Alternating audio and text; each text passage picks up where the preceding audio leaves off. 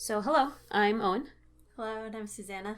And this is our second one we're doing, second little commentary video. I actually, I really liked the format we ended up going into last time, which was kind of an accident. Yeah. I guess I didn't expect to talk the entire time.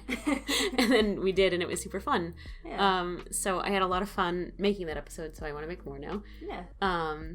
I just really like working with video editing, and Yeah. it's not something I got to do after, like, we'd make like Kickstarter videos and stuff like that. Oh yeah, we've made a few. And I love doing them, even if it's like, you know, like 6 minutes of just like free music and some art. Do you know what I mean? But like, and it's nothing serious, and they kind of come up, once I look back on them, they're like, this is a silly video that I made. But I really, every single time I'd get the chance to work with editing, I'd be so delighted. So this is kind of fulfilling, scratching that itch for me a little bit. So how'd you like it? It's pretty fun. I listened back through it too, and I had a lot of fun with that. Cool. I'm not used to listening to my own voice, so it's always weird and jarring to do that. Yeah. You never sound like how you actually sound in your own head. It's true. It's so weird. I hear that like universally. Yeah. Do you know what I mean? When people listen back Is that what I sound like? Is that me? Is that what I sound like? Yeah. Yeah. So yeah, it's I thought it was super fun. It was just a sheer joy to work on. I showed it to like 2 or 3 people. One was my mom. Yes. And it was delightful. So it sounds like how we sound normally in person, I guess. Yeah, So exactly. So it's like having a conversation with us. For sure. So that's that. So I wanted to, now I have to say, watching this video back is odd to me. So for all last year, and honestly for the last like couple years we've been making a comic, our what would you call it? Our the word escapes me because it's such a foreign concept to me. The back buffer. Oh yeah. Of buffer. the, you know, like the amount of pages that we have done prior to needing to post them, for the last like 5 years of the comic has been non-existent. Yeah. Absolutely non-existent. It's been very difficult to build. Yeah. I think like, I don't think that we've ever had much of a buffer throughout the entire history of it. Probably not. Because at the start, for the first few years, like we were working pretty heavy jobs that took a lot of our time. Yes, yeah. And then like the comic was our free time, so we obviously had no time to be able to between that. It was a hobby, so we were doing it literally like that was our wind down time that we were doing after work. It was like, oh cool, we can do some art and have some fun making it. Yeah. And that was literally the first 4 chapters. Yeah, oh like yeah. that. Yeah. And I think a little bit of chapter 5 too. Yeah. Yeah. Yeah, I think so too. And it really, that spirit kind of stuck with us. I mean, I think it's definitely stuck with us even now, but it definitely stuck with us, at least in terms of workload, for quite some time. And a buffer has truly escaped us for an incredible amount of time. Yeah. I think a large part of our problem is that every time that we had extra time, we would just make more time into doing the pages, and instead of like making the pages fast and being able to get ahead of it, so true, we would just spend more time on the page. That's so true. Which that's not a bad thing. No, it's not a bad thing, and it's definitely time, it kind of is. It kind of is at the same time. You're right. It's. I don't think it's kind of a neutral thing. Yeah, very neutral. But I definitely, so I bring it up now because we do have a slight buffer going on, which is new to us. Yeah. And I found it almost debilitatingly confusing. Yeah. Because I cannot remember what page we're on at any given time. Yeah, it's very strange, because usually it's like, well, we know that we're just like ahead of where, like, one page where everyone else is. Yeah. And then now it's like, well, now we know we're a page ahead of where Patreon is. And now we're getting ahead of that. Yeah, it's like, very weird. So when I started putting these clips together, when I started editing this page, I was so confused. I was like, didn't we just do this? Like, what? Did we make this page twice? Am I making this video twice? Oh, oops. So I'm pretty sure I didn't. but I just had to remark on that, at least at first, that I was very nervous for a little bit. I had to double check, triple check a couple times. But yeah, so this is this page. This is the last page in this scene. And we're about to begin. Not yet. We have a couple days off that we can work on some extra projects. Yeah, I have a few other things that I gotta get through. So yeah, that buffer will last. The buffer will last us like half a week. Yeah. But it's pretty good. But yeah, we're about to end a scene and go into another scene that I'm extremely excited for. I know, this is something we've been waiting for a while. Yeah. So we're in chapter 19. Yeah. We're about halfway through chapter 19. Mm-hmm. Let me see. This is the 23rd page in chapter 19. Mm-hmm. So we're about halfway through, maybe slightly sooner than halfway, right? But we're about to hit like the halfway mark. And chapter 19 is, as planned currently, our second to last chapter. Yeah. And chapter 19 contains a scene that I've been looking forward to writing since we started, honestly. This is something that we've kind of always known we would get to this point. Yeah. I mean, of course we did. Like, it's like sure. the end of it, but it's just like, it's one of those things where it's like, as you get closer to it, it's like, well, this is the final parts of actual toy. Yeah. When I guess when I started writing this comic, first of all, this is our first webcomic. We've never done anything as long as this, or as serious as this, or as involved as this. Yeah, the most we ever did before toy was like, I think we made like 2 pages of a joke comic. Yeah, we did once, which is long since gone. Yeah. And it was like, it was so goofy. It was just like 2 characters and some game we're playing. I think it was MMO. I think it was Ragnarok Online. Yeah, actually, it was Ragnarok. I actually, not recently, but like within the last like 10 years, found them again. Maybe I could find them again. I'd love to share them if I ever found them again. I loved them. Yeah, they're actually, so silly. They were really cute, and they were such like baby pictures. Yeah. Like, oh, look at that, we made that. We were so tiny. We were such babies when we made those. It was back when we were still flirting and hadn't like come out to each other. It's so true. Yeah, it's so true. But like our characters came out to each other. We had a history of doing that. Just like my character has a crush on your character. Don't think about it. Just don't think about it. Don't read into it at all. But it happens every single time. I read into it. I did too. But then I still don't want to try. But just didn't act on it. Just in case. Yeah. Quintessential lesbians. So God. what was I going to say about that? So yeah, this was our first project, like our first big long-term project. And so when I sat down to write it, I'd never written anything like this before, and I think I really underestimated how long it was going to take to tell this story. Yeah. So things that I started planning for in the first couple chapters truly are just now happening. Like things that I really started laying the groundwork for are happening either now or like in the previous chapter even. Yeah. And I guess I'm learning a lot about how successful that was, which is to say, with mixed results, somewhat unsuccessful to have laid some of the groundwork so early, but it's been a really interesting learning lesson for me lately to look back on things I could have maybe done more closely together to carry them more, or things that I could have hinted at, or maybe things that I could have had happen earlier in the comic and then build to something else later on down the line. Whatever, though, as we look back on the precipice of being on chapter 19 of this comic, as we look back on, I don't know what, we started in 2011, so... Oh, yeah. Math. I want to say we technically started in February 2011, so... Yeah. It would be 10 years this upcoming February. Okay. So it's 9.5 years at this point. To look back on something that's taken us 10 years to do... I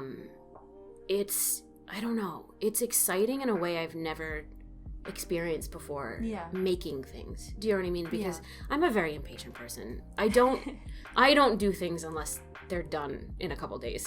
That's always been how I've been, you know what I mean? I'm very I like to start projects, so if projects don't end quick, they don't get done. Do you know what I mean? So this has been because I make it with you, and I think you have a lot more staying power than I do. Yeah. I'm like a workhorse. Like, I just keep going. Like, nope, I'm trudging. Come on. It has been a blessing, genuinely, because it is the reason that I get to make this, and I get to feel these, like, 10-year feelings, I guess. Yeah. So I'm really grateful. But it is a very unique experience, I think, to be on the precipice of chapter 19 and to be just about to start something that I'd thought of 9 years ago. Yeah. Do you know what I mean? I don't know. I'm just very excited. And I don't know. I'm just overall I'm brimming with a lot of enthusiasm lately for this project. Sure. And I think there's time still. There's I want to say like a year. Yeah. easily. At least a year left in the comic. Yeah. Mm-hmm. Maybe slightly more. I think sometimes we end up what we plan for in terms of how long something's going to take us sometimes stretches slightly. Yeah. If we usually if we give an estimate, I feel like it ends up being like a third longer. Oh, for sure. Always. And it's always because it's just like, oh, I there's something else I still wanted to do with right. it. Oh yeah, there was one more thing, and maybe I need another 10 pages to really make this like stick the way that I intended for it to. So it's all set out though. We know where it's going. So I'm so excited. I'm thrilled. I'm really thrilled. It's really fun to be getting there. Really excited for what comes next. Yes, me too. I mean, so a lot of people, when they end long-term projects like this, experience what I sometimes imagine I would feel too. That kind of like ennui of like having finished something and then like you're sad that it's over, but it's good, but it's... Yeah, it's a kind of mourning. Yeah, because like a loss. There's a death that comes with the finality of a project. Sure. And it's like you can always add to it, and I'm sure that we're going to still hit that in some way. Sure. Because there's going to be a point where this part of like our lives is done. It's on to the next stage of the next things we're working on.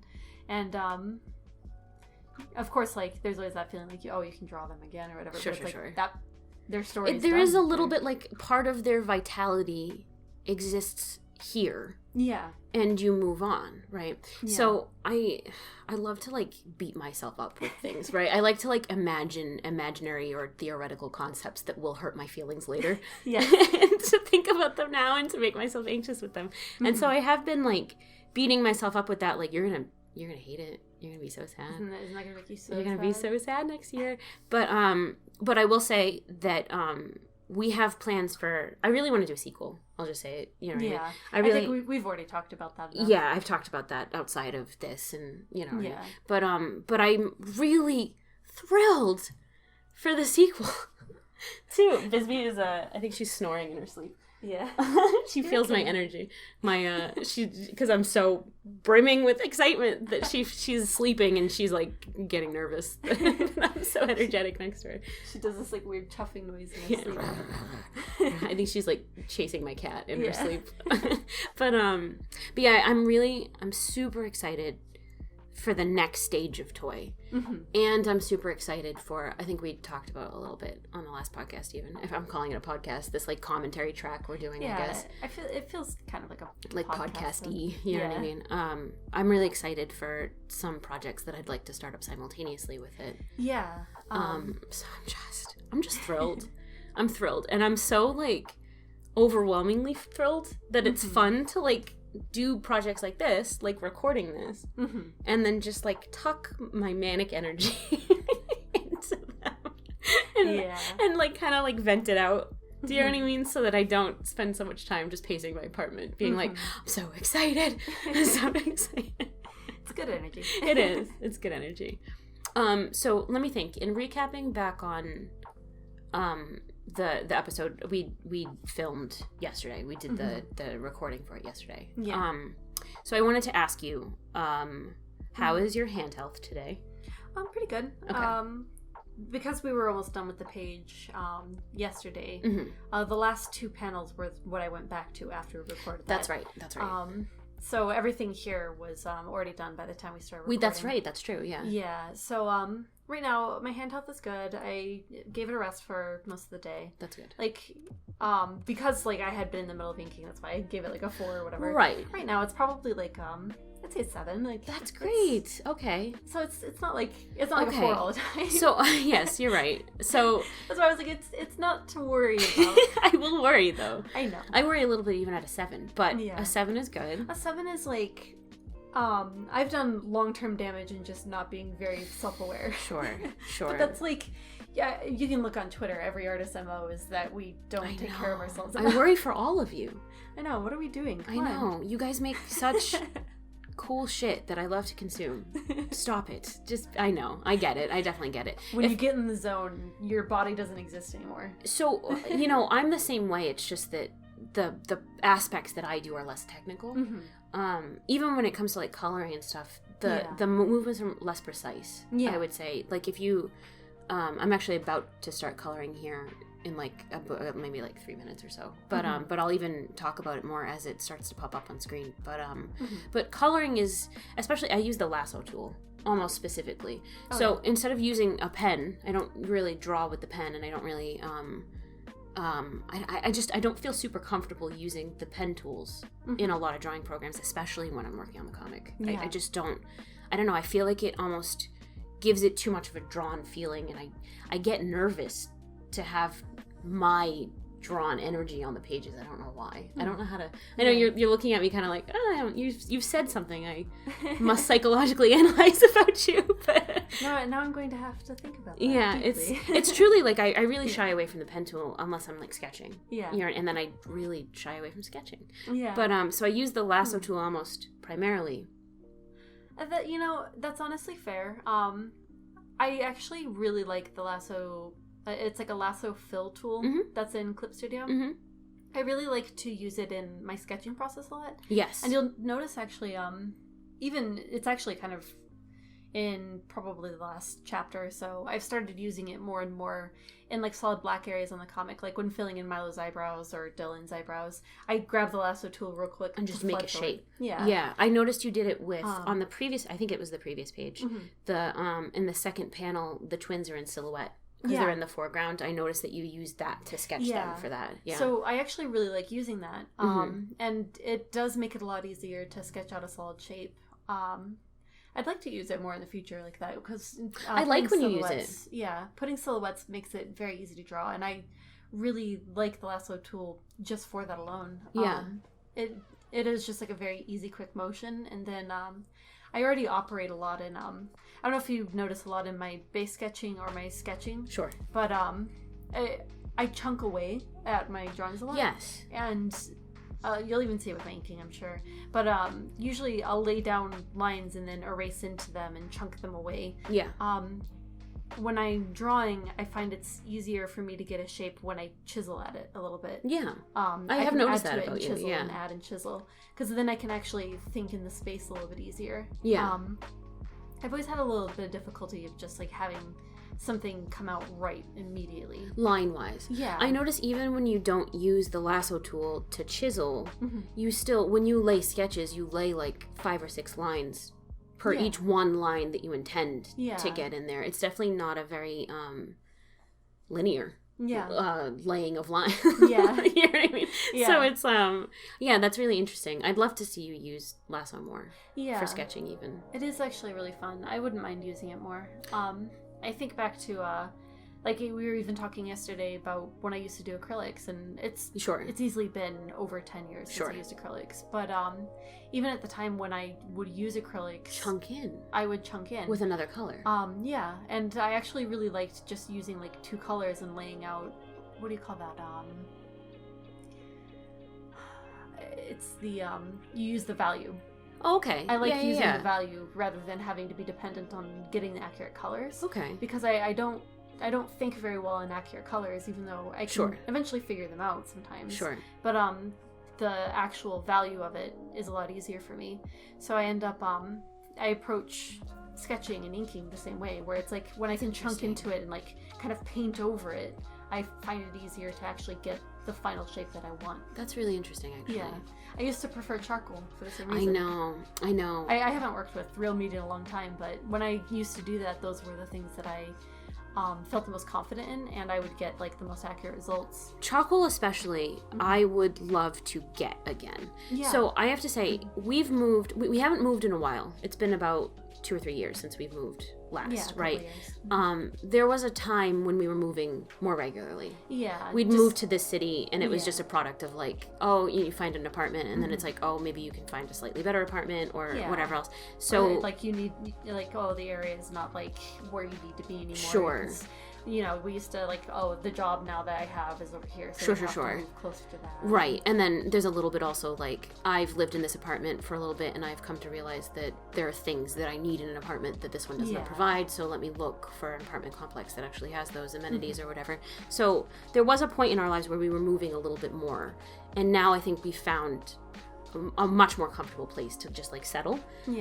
So we haven't moved in a while, and as a result we're able to do things like build our office up. That we have a home office, and we can build it up to be, you know, we have the printers in a set location that we don't have to like rethink where the printers are going to go. Do you know what I mean? We have our desks are arranged in such a way that like they could stay this way, and if we wanted to like, I don't know, grab like a shelf for something, like you would know the wall that's next to the desk is not going to change really that much. So now that being the case, I know that when we were moving more often, you know, it would come to be like, you know, I do want to do more art for fun. I do want to like sit and do a real media project for fun. I do want to like try nibs. I do want to try like working with like ink, you know what I mean? And I do want to do charcoal and stuff. So I know that, you know, over the years we've tried to pick up stuff like that, and then it's like, and then there's not time because we didn't have a buffer on the comic. So and things, and then you move and things get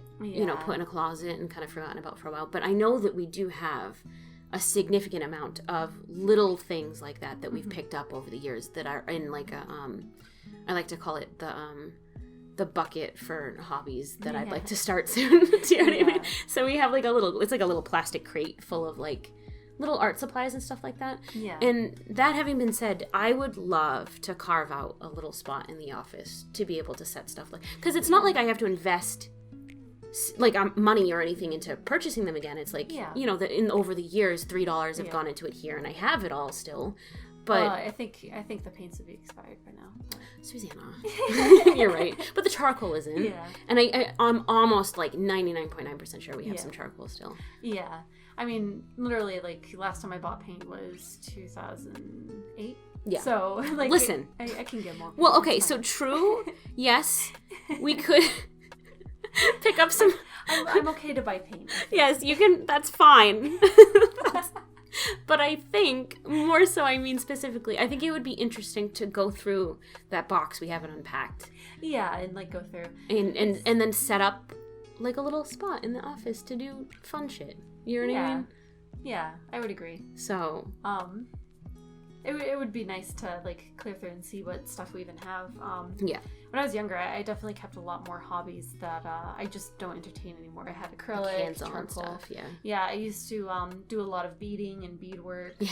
Paper crafts. I used to be really into paper crafts. That's true. Yeah, you were. My mom still has a ton of them, so it's just like weird paper crafts that I would put together, and like I would make like 3D objects out of anything that I could ever make. Like out of yarn, like fabric. I've seen a lot of them. Because your mom does save them. I used to be way more into 3D objects than any of my hobbies now lend to, so that's partially why I think so much more into 3D shapes. Yeah. I'd love for you to dip into Blender at some point too. Every time I try to get into Blender, it doesn't feel as intuitive as I wish it did. Well, someone has recently told me that that they had a UI update recently. That if you previously hadn't been using it, like if you're brand new to Blender, the new UI update suits you. Because it's more difficult for previous users to become accustomed to than it is for new users, but it is a little more user-friendly if you're a brand new user. If that's heartening really at all. Try that. If that's heartening, because that was heartening to me. I do really want to try it. I definitely feel like 3D objects would be really fun to dive into, just because it is something that I used to be a lot more comfortable with than 3D. So I would really like it. It's just a matter of finding the time sitting down and doing it. I know. I think like I keep saying, time is going to open up real soon. Do you know what I mean? So I'd be really interested in stuff like that. But put it on the bucket list of stuff that I'd really like to start chiseling into. So that's that. So the other thing I wanted to touch on was, we were talking a little bit about, so speaking of 3D actually, we were talking a little bit about perspective. In the last episode, right? And and I talked to a friend of mine about like some of the perspective tools. Yeah. And even like the Real Media. Hi, Galen, by the way. Galen, I really want you to come talk with us on one of these, please. Especially maybe even the next time, if we can have a chat with you. Yeah. Galen makes the comic Boys Love, which is very good. One of my absolute favorite comics right now. I love it. And also is the creator of Archie. Yes. And is one of our oldest and best friends. Yes. So, yes. Galen suggested... I know, such a good person. Galen recently suggested... that you take a photo and you import it into Clip and then play with the perspective lines on top of it and use the perspective lines that way. Yeah, to that's then a great idea. Become accustomed to how they are intended to be laid down. Yeah. There's very good rooms for that too, especially rooms that have a lot of square and rectangular shapes.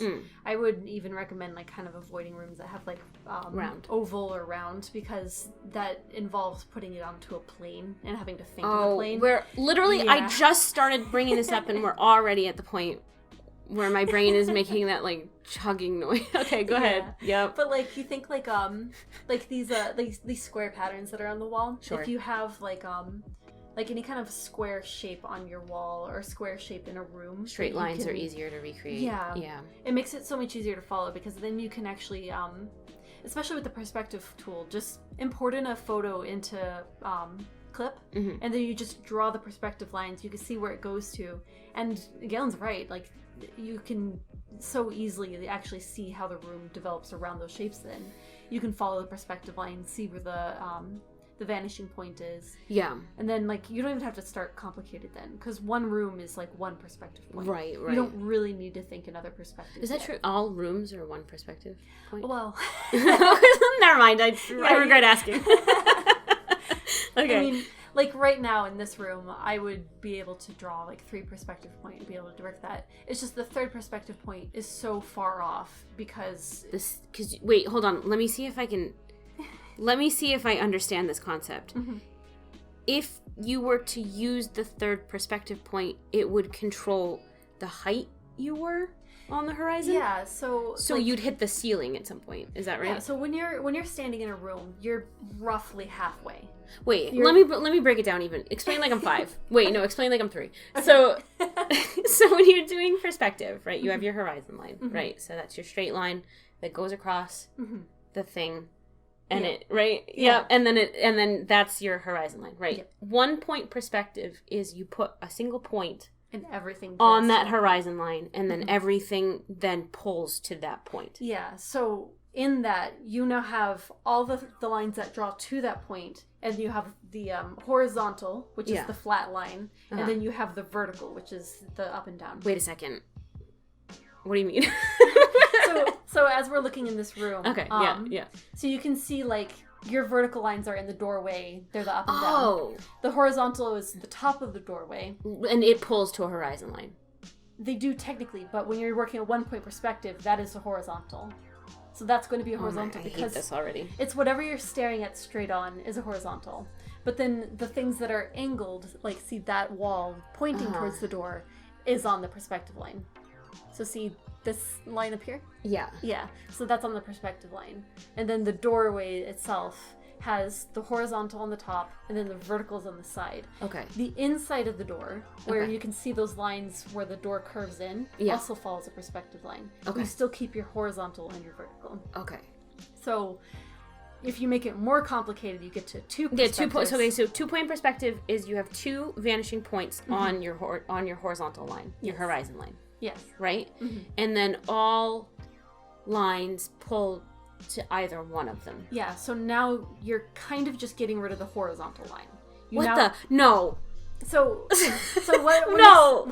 You're lying. Wait, what do you mean? Okay, so when you go with 1 point perspective, you're basically facing in the room at a wall directly, right? Yes. So you can have a horizontal line because now that ceiling is aligned with the horizontal. Right. Okay, yes. So now if you put 2 point perspective, you're staring at a corner of the room. Okay. So now that line that was originally horizontal is pulling to a horizontal line. And then the other wall is also pulling to a horizontal line. So now they cross over each Crisscross other. applesauce. Yeah. They crisscross applesauce. Okay. And you get a room out of it. I hate this. So what is, can we just, tell me, explain like I'm 2. Okay. What is 3-point? So 3-point perspective, you could achieve in a room if you're very low in the room or very high in the room. Okay. So roughly in a standard room, you're going to be like roughly halfway up the wall. Like your eyes land halfway up the wall. So the vertical doesn't need to like really correspond to anything. It doesn't need to have a perspective angle, right? Okay, yeah. But if you were laying on the floor and you were just looking up at the ceiling. As one does. Yeah. Or if like you were the size of our very small Chihuahua dog, right, and you were looking up at the walls would require a 3-point perspective to angle them up and be able to show that you are in a very tall space. Okay. Or if you are a very small Chihuahua dog and you're standing on a ceiling, you would need the perspective lines from the third perspective line to be able to show that you were very high in the room looking down and it was very far away. I see. I don't see. And I barely understand. But I think Kaylin's onto something with the importing pictures and to just try to put the perspective lines on them. Yeah. Can you do 3-point perspective in clip? Oh yeah. Okay. Yeah. I've done it a few times. I don't know which page offhand. Okay. I'm sure if you go back through it, you'll see where a room kind of changes the angle a little bit. Oh. Like when we're above the characters and we're in a room. Looking down. Yeah. There are so many times where I've thumbnailed that and given absolutely no care whatsoever to what it was going to do to you to actually have to figure out how to... Oh, it's fine. Okay, good. Then I'll stop. I'll not begin caring. If it's like you're telling me I have permission to just not care. Yeah. Okay. At that point, the only thing that I run into is because the rooms are so solid to me. Yeah. I start to have like, okay, well, now that I'm like looking at it, I have to like have this area be blacked out because that's a wall. Oh right, because you wouldn't be able to like see that. Yeah. Okay, that's fair. I actually really like that effect aesthetically. Yeah, I think it comes up cool. Yeah. So this part of the video right now is where we paused and to then record our previous episode. So after this point, this is where Suzana on the left here gave vectoring a try. But you didn't do it on the face. Not yet, yeah. So we still have a little bit of time. Because I forgot at this point. Because, Well, we did specifically say that I bumped the desk. That you would rasterize faces. Yeah. So that's not forgetting. That is what you meant to do. Yeah, right. I hadn't thought of it yet. But you'll see, like, this is where I've come back into inking from where we took the break to do the recording. Yeah. So it's on the hair that I realized and I started doing it. Okay. I think... I love watching this. I genuinely love it. I think at first when I came back to doing the hair, I started to do it in regular inks, realized, like, oh, I should try vectoring this, and you'll see where I start to use the erase tool that makes the erase. This is this is a little bit what you were talking about before too. See how you did the chunk ink and then you clip into it with the eraser, chisel back away. I really like that effect too. Yeah, I think it makes like for some interesting shapes that you wouldn't have been able to create just with the pen tool itself. Yeah. When I ink outright, I never make a shape that's very satisfying to myself. Sure. I can make it look okay, like I still keep my art style and everything, but it doesn't end up looking quite right to me yet. Sure. I really like it. I really like I like the effect it gives. I really enjoy it. It makes for like it is very pleasing once I see the final result. Yeah. The fact that they're like cut in such a way that the brush itself wouldn't have been able. It's that when you use nibs, I found that you were able to replicate that in real media, and I loved looking at that because it's like you carve out, you can get to like a really fine point, and then you chunk back away, and it kind of like it makes it kind of and then you can fill in, and it was really interesting to watch for that. But I really like the aesthetic that you make with this specifically. So I'm glad. It's I definitely wouldn't mind trying ink block. When they carve into the wood, and it's like what they used to do in the Victorian era. They would carve into the wood and then do like the reverse painting. I really would love to do that. I feel like that would probably lend itself really well to how I end up inking. It's just I don't know. I've never actually tried it, and I don't know what materials would be needed for it. I just know that that's like. Well, I think really put that on the agenda. Like I would actually love to see you do that. Yeah. Genuinely, and also we have a balcony that if you needed to do the wood carving on, you could just. Oh, when it's less hot, it's like 110 degrees. It is 110 degrees during the day, so not yet. Okay, so here's where you started it. Okay, so you can see. I don't like how the lines come out because you see how stiff they are. I don't know how to describe it. I'm sure it feels more stiff to me because I know usually what. Yes, it is probably an adjustment. I have to say I like it though. Well, you're going to see the difference because I do this. I don't end up liking it. You can see how I can move a line fully. Yes, yeah. So let me explain a little bit about what this process is like, right? Yeah. So in Clip Studio, when you lay down a line that is vectored, there is a function in Clip that says when that's where you started redoing it. So now Suzanna's started doing it in raster. When you lay down two vectored lines and they crisscross applesauce, there is an erase tool that as long as you just tap the erase on the line, it will perfectly erase the line back to where it crisscrosses. Yeah. So you don't have to spend a lot of time like gently erasing the line so that it, cleans itself off of the previous, erases into the other line or whatever else. And it's a huge time saver. But now I see the difference what you're saying when you rasterize it. It is a lot rounder. It feels less like octopus tentacles. It was also, this is also sped up, obviously, but it is still sped up equally to the two. And this clearly did go faster for you than trying to do the vector. So I think the vector would work easier with backgrounds. Okay. Because when you're drawing straight lines anyway. Yeah. It wouldn't with the backgrounds that I have on the next panel because there's so much grass. Sure. But when I get back to doing like buildings, maybe I'll try it again. Okay, that makes sense. This is a lot of organic shapes that I can see why rasterized lines would benefit it more. Yeah. And sometimes it's just, I have to do it a few times, learn it again, and be like, okay, that's why I didn't do it. I do have to say, when you did it the first time with the vector, I like the geometric shape it gives it. That's like, I don't draw a lot, but when I do lately, I like that very geometric kind of... Yeah, my problem is it's just not, it didn't look like Milo anymore to me. There is some precedent for like, you've drawn these characters however many times. If they don't look like how they usually get drawn, it doesn't look right. Yeah. There's some, like, if you were to start a new comic right from the beginning... And you didn't have, like, the... Turn it on there for you to be able to see. Oh, that's nice. Susanna, you're so thoughtful. Yeah, I definitely see what you mean. There's so much precedent now for how you expect them to look. It's difficult to innovate in Chapter 19. Yeah. And to do it completely differently. I do get that. But I appreciate that you tried it. Yeah. I'm really interested, actually, to see how it came out. Well, I don't know if you caught it there. I did use the vectors on the coat. I did see that, too. Yeah. And then those actually did stick, and I saved those. Those are vectored. But you can see the difference in that bottom left panel now. Look at his scarf versus his scarf in the middle panel and the top panel. You did the scarf all in vector? Yep. The scarf and the jacket. In the second to last panel there is vectored. It looks good though. Yeah, but compare it to the previous ones and you'll see the difference between when it's a rastered inked scarf. I like it. What is that from? What did I just quote? I have no idea. It's SpongeBob. I think it's I Need It though. I Need It. I actually really like it. Well, that's good. It's not bad. It's just different. Stiff. It's very stiff. And it's fine. Like, I still went ahead with it. I still left it.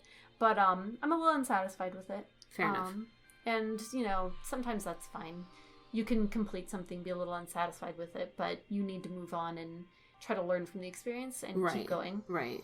And, if anyone has any feedback about it or whatever, any words that you want to say about it. Yeah, I'd love to chat. I'll think on it. Yeah, I'd love to chat with someone who uses vector for their line art more often. I'd really like to pick their... I love talking shop. Yeah, or even anyone that just has an opinion on how they feel how it looks, if you like it, or if you feel as though you prefer the raster, like, either's fine. I obviously have a preference for raster because I can chunk away at it and, like, right, erase. But it's a technical preference. Right. And it just comes from it's what I'm used to. Mm-hmm. The devil you're used to. Yeah, for sure. And it's so true. It really is like innovation can come when a project starts over, but it's difficult to try to innovate. Yeah. Especially when you're so close to the finish line. Yeah. It's like, let me just finish this comic the way it looks now. I mean, obviously it's changed a lot visually over the years, but at least like...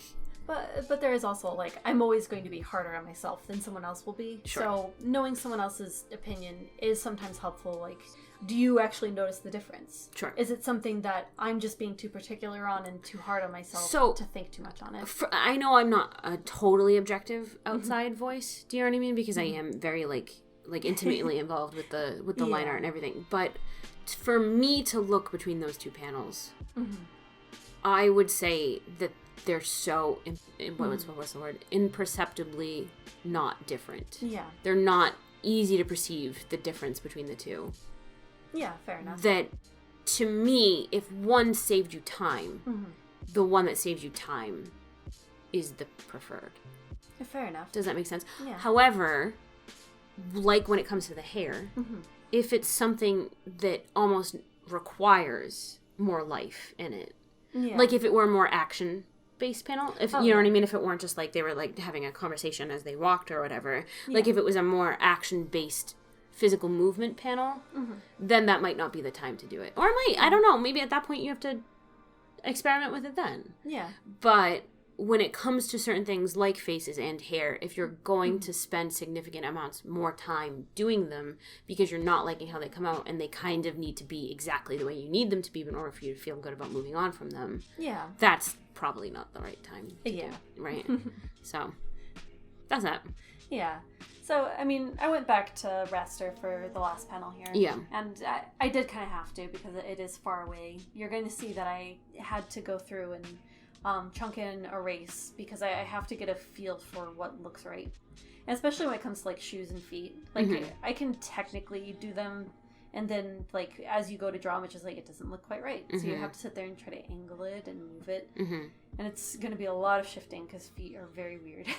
I got to this point when we were making this. I got to this point and I looked up at how much, like you see here I'm coloring like Milo and I don't even have the rest of his coat flatted or whatever. Yeah. And I looked up and I saw how far you were on this panel and I was like, oh my god. I got like visceral anxiety from like, oh yeah, you're so much further ahead of me. I think I even said it out loud. I was like, how'd you get so far ahead? But I just worked fast. Yeah, this one came out fast. Yeah, I had some good energy. Yeah, we were on a good stride for the end of this page. And sometimes that's like a large part of what makes a page faster. It's just sometimes you hit really good stride and suddenly I can go a lot faster on like something. A mental stride. Like it's suddenly like the thing becomes easier to do versus like when you're tired. It's like not the sometimes easiest. my sketch is a little bit easier to follow, or sometimes like I don't know, like I was just more mentally in the space of drawing at that moment. The caffeine hit different. I was on my third cup finally, and it takes about 3 cups to hit the stride.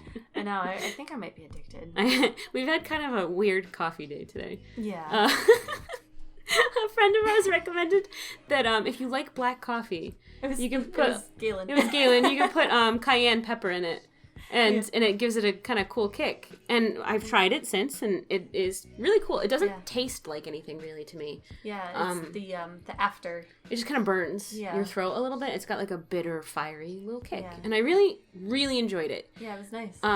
The second they recommended it, I was like, that sounds great. And I immediately went to do it with my first cup of coffee of the day. And our red pepper container is identical to our chili powder container. And so our first cup of coffee this morning tasted okay, surprisingly. Very flavorless, just like a little bit of an aftertaste. Like a little like what's in chili powder? It's like nutmeg and cloves. It's oregano, like cayenne pepper, like rosemary. Yeah, like whatever it is. It's like cloves, I think, maybe nutmeg. Yeah, and it's something like that. And it tasted very it tasted kind of good. I'm not gonna lie. It was okay. But it was like bringing a cup of like chili up to, and like I've never eaten chili out of a mug. So I don't know, like, yeah, if I guess the experience of eating chili out of a mug sounds pretty good. Yeah. Like, I wouldn't mind that, but this was not chili. It was your cup of coffee. You know, you put your cup of coffee, like, up to your mouth, and, like, the rim of the mug engulfs your sinuses, and, like, your whole breathing apparatus becomes one with the sustenance that you're about to receive. And it was a bizarre experience. One that I'd like to recreate with something less fragrant, maybe. Like, because someone else was telling us that Starbucks does have a recipe that involves chili powder in it. I think they meant cayenne. Oh, okay. Yeah. Well, I would be interested in experimenting with that in the future to maybe something less fragrant. Yeah. But that was a weird... Yeah.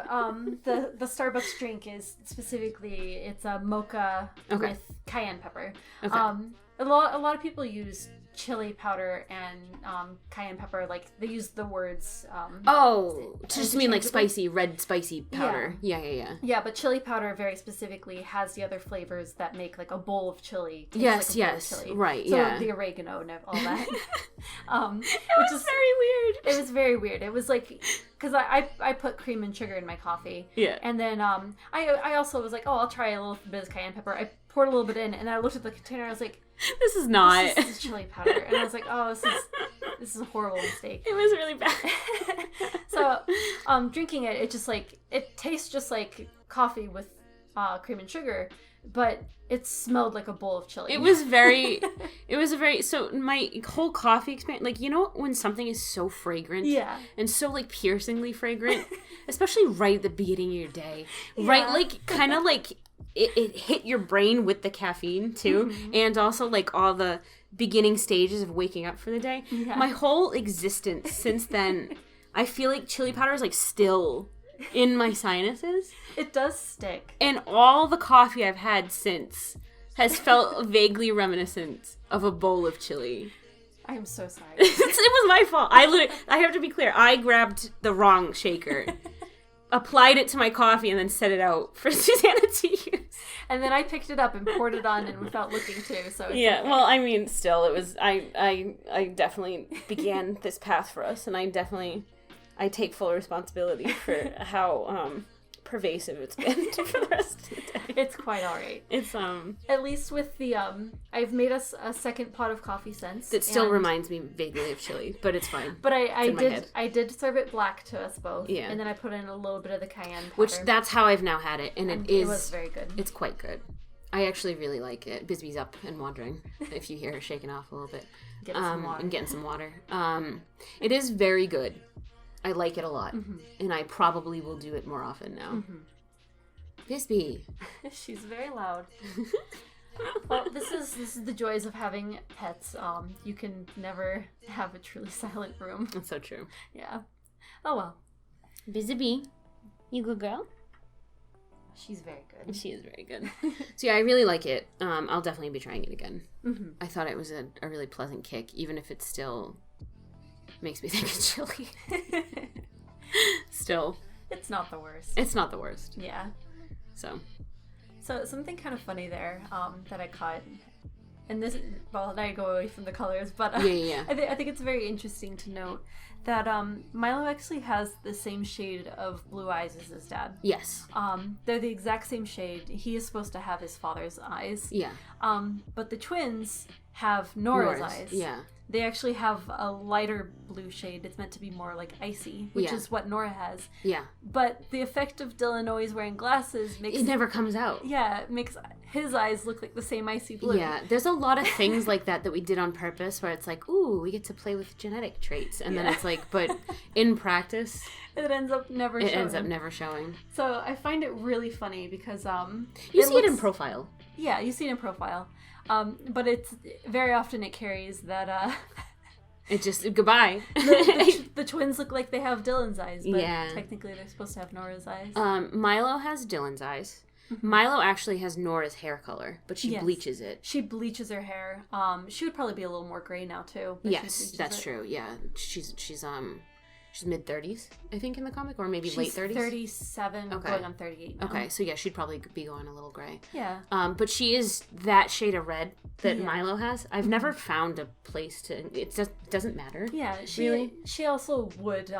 She would keep her roots so bleached. Like she would be one of those people that I would see going to the salon. Yeah, it doesn't. If her hair is almost exclusively blonde, it doesn't matter if it grows in red. It's part of her personality. It's part. But I mean, as far as like when we were like playing with their palettes and stuff, as like and giving them specific colors as genetic traits. Yeah. I found it interesting. Milo has Nora's hair color and his father's eyes. Yeah.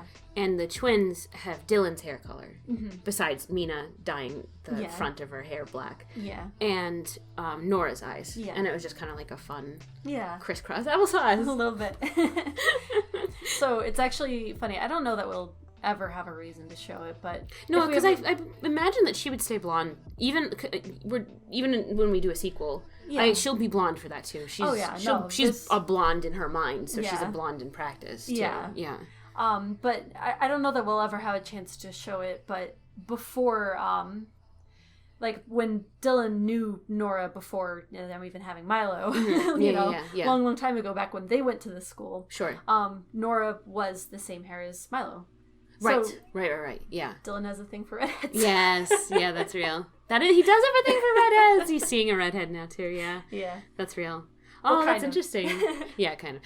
That's actually really interesting to think of that way. I never really pondered it like that. Yeah, we haven't had a chance to touch in on the redhead again. Yeah. There's no reason to. There's just no reason to, but they have an open relationship, so it's fine. Yeah, for sure. There's things like that like if they don't make it into, they might by the end of chapter 20. Do you know what I mean? And they might even in the epilogue or whatever. It might be spoiling it a little bit, but it's such a vague explanation of it, you know what I mean? Yeah, there were things that were like once a little more relevant to the story, but then like by the time we've come up to the end, it's like we don't even need to include that. That's things in practice that like when you're planning your story theoretically, you're like that's going to be important, and then you get to it and you're like it's not. Really not. I just like planning like full backstories for like every character. Yeah, and it's like characters that you never seen in Toy at all. Yeah, like literally, I was even talking earlier today about Dylan's mom. Yeah. Like, she'll never make it in. We had a commenter actually remarked on that recently about Dylan's mom. Yeah, they found an old drawing that I did of her forever ago. Yeah. Which is really funny because she'll probably never. She'll never be in the comic. But I'd planned for her to be. Yeah, she was originally going to be. But it just didn't pan out. It wasn't necessary. But there's like a lot of like backstory for her that I have even like developed, but there's just no reason for it. There's no reason. But yeah, she exists. She's alive technically. Yeah, she is alive at the time even, yeah. But she's off doing her own thing. Yeah, she's living her own life. Yeah. Not every grandma is part of your life. I mean, you never met my grandparents. So. That's true. It's true. Yeah. Yeah. You've only met 1/4 of mine. Yeah. So. I mean, that's just the way it is with grandparents sometimes. Especially sometimes with they live their own lives. Yeah. Especially with older kids. Yeah. Yeah. For Milo, like, I don't know. He's at the age that I was the last time I saw my grandma. Yeah. So. Yeah, that's true. And she was around for like another 10 years after that. Yeah. So. Yeah. I don't see my grandparents, well, my grandparent, but also like my aunts and uncles who are of grandparent age that I would refer to as like fitting that kind of familiar role. I see them like once every couple of years now. Yeah. And it's just like, distance and busy lives and that's just what life is. Like you have your own things, they have their own things. Yeah. And also I just couldn't fit it in the story. Yeah, I couldn't fit it in the story. It's like she's like, to even give like the most context, right now where she is she's a traveler. Sure. She likes to travel. She's probably retired and has money and can go places. Her husband died a long time ago, and she's just off living her best life. She's probably got 3 boyfriends. She's fine. Got 3 boyfriends. Good for her, honestly. And, Dylan's got 3 girlfriends. It's all fine. It runs in the family. Yeah. That's cute. I really like that. But yeah, so what was I gonna say? Yeah, no, I really like I like being able to explore little palette things like that and being able to explore genetic traits and stuff like that. Yeah.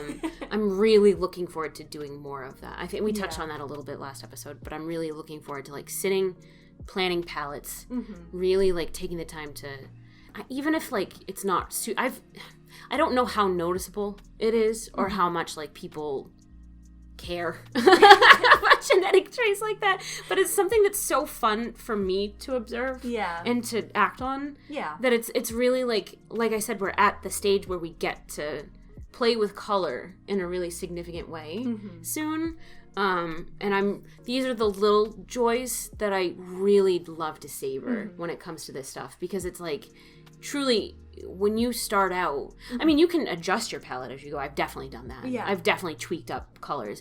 But, like, when you're starting out, like, if you do it right the first time, you're laying the groundwork for what will be the entirety of the project.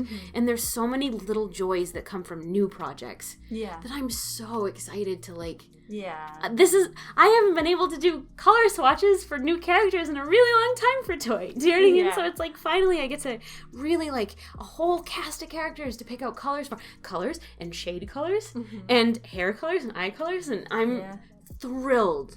I'm so excited. I know. I'm really excited. It is a really fun part of it. Yeah. So it looks like we're getting up to the end of it. Oh, yeah, for sure. So we have about, like 2 minutes left. Yeah, another 2 minutes. But this page actually went pretty fast. Looks about the same speed as the last one, which probably overall was 6 to 7 hours. There's a little bit, like, I have to adjust the playtime a little bit when it's, like, 2 things on screen versus when there's just 1 thing on screen. Yeah. But I think it was probably roughly the same amount of time. Yeah. About 6 or 7 hours. I would say about 7 hours by the end of it, yeah.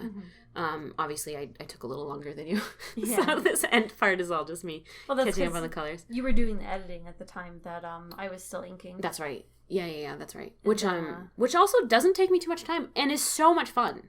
Yeah. So I feel good about that. And I don't feel like it's not like it's going to take me away from other work or anything like that. It's really just more to fill the time with. But yeah, it's been a really interesting process.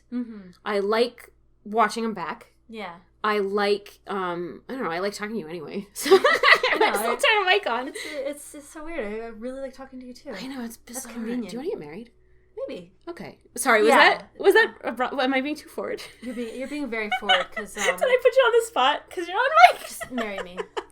Okay. You must marry me. Okay, it's a requirement I think that this means we're soulmates. So that's that. We both had the same thought at the same moment, and now I'm just convinced. Do you want to join a cult? Yes. Am I being too forward now? Oh no, yes. That's a yes. I was on board. Was I being too forward in accepting it that quickly? A little, but it's fine. All right, we're gonna start a cult. Anyone's welcome to join. We don't know what our purpose is yet, but we'll figure it out. We'll get there. Do you need that? Honestly, I don't think so. I don't think so. All right, if you watched, thank you. Appreciate it. Thank you so much. It was fun. Really enjoying doing this. We'll make some more. Have a good one. Sure. Bye. Have a good one.